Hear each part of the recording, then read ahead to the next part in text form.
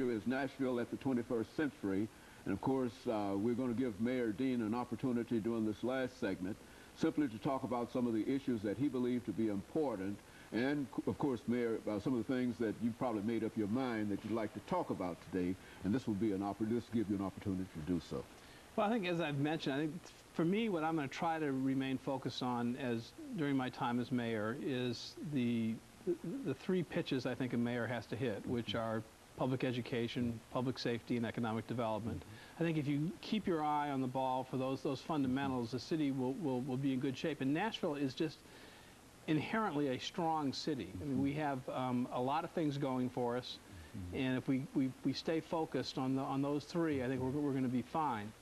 Now, of course, as mayor, you know, you do have you don't always get to follow the agenda you want. I mean, when I first came into office, I spent a lot of time working on issues related to hockey.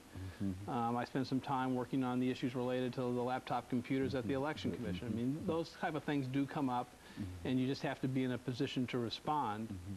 But I have an innate and fundamental confidence in the future of the city.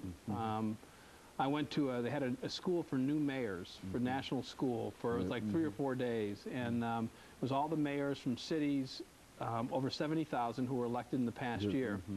And you know, one of the things I came out of that with is just a real pride in Nashville, because the other mayors said, you know, they've heard a lot of good things about Nashville, and they felt I was lucky to be mayor of a city that is this vibrant. And I really am, because I think there is so much going on in our city, and you know that we might be in a tight budget year this year, and the economy may be a little bit slower, but I think fundamentally this is just going to be a real exciting place to be for the next few years. And compared to some of the other major urban areas in this country, they're really in a real problem, because we've had one professor to come in from Tennessee State University to talk about what he called chocolate cities, where he listed 6 or 8 urban areas, including the only one in the city of Tennessee, and that was Memphis, as being predominantly chocolate cities, black, brown, and these cities are really having some major problems. Well, I think, you know, like I said, we have certainly problems with dropout rates, and we have problems with education, as a lot of urban areas do, but we have also a lot of good things going on, which I've talked about, you know, the improvements in K through 4 and really good high schools and all that. But we need, the thing about Nashville is our problems are not so large that if we get together as a community and focus on addressing those problems, we can solve them. And there's enough wealth in Nashville, there is enough jobs, there's enough educated, committed folks who want to volunteer and help the city, that we can really make some progress here. And so, Mayor, as far as you're concerned, it's a good thing to be the mayor of Nashville. It's a great thing to be mayor of Nashville. I get up, you know, I said I get up every day, still after 5 months, and go to work, and I am happy. I look forward to it, and I come home, and 95% of the time I'm still happy.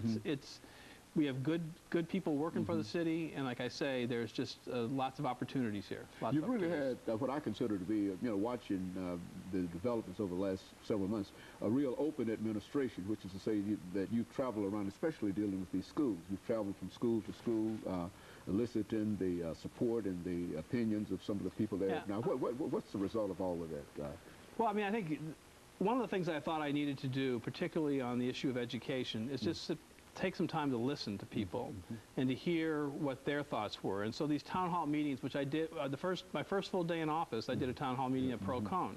Did one this week at Maplewood. Is you get to hear what students and what faculty members and parents are thinking, which is good. And you got to move ahead and continue to work on issues, but you want to hear what other people are thinking.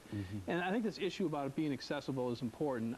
As mayor, you need to be able to meet with folks, and you need to be able to listen to people. And I've made an effort to have a good relationship with the Board of Education, to have a good relationship with the Metro Council, to meet individually with the members and hear what they're thinking, to get their ideas, because they certainly have an expertise and a knowledge about areas of the city that I don't have, and I really rely on them to tell me what the issues are in their particular area of the community. And of course, in terms of Nashville, I think you've already indicated that in a real sense, Nashville is on a fairly solid economic basis, and but in terms of Nashville reaching out to other cities in terms of your relationship with other cities? That's a good question. Oh yeah, I think that's a big thing that's confronting, that we need to address and not be afraid of, and be involved in this discussion in the next few years. And I'm currently doing this. Is the issue of regionalism. I mean, when Davidson County was created as a metropolitan government in the early 60s, the 503 or 30 miles, whatever figure we agree on, that makes up Davidson County was enormous.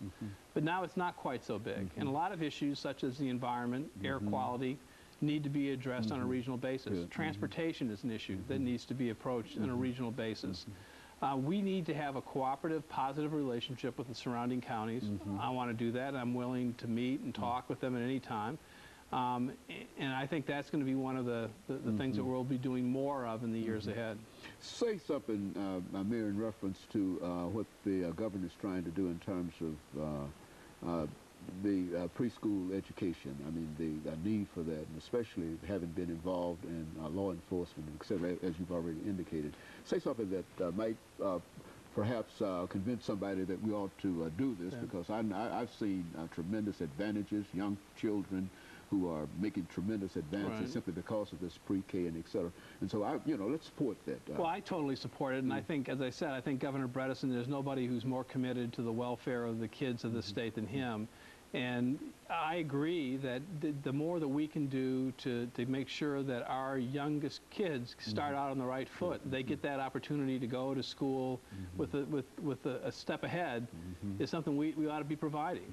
And so I think the governor's on the right track, and I think studies have shown that a pre-K program does help ensure success in school, does help kids graduate, and does help our society ultimately.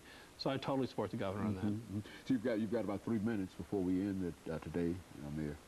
Well, I guess what I'd just like to say to the people in Nashville, and thank you for giving me this opportunity to talk to them, is to say thank you for giving me this opportunity. I mean, it really is a humbling experience, but I also feel lucky and blessed that I have the opportunity to be mayor of a city that is so dynamic, that is so, has such a great present, but also a great future.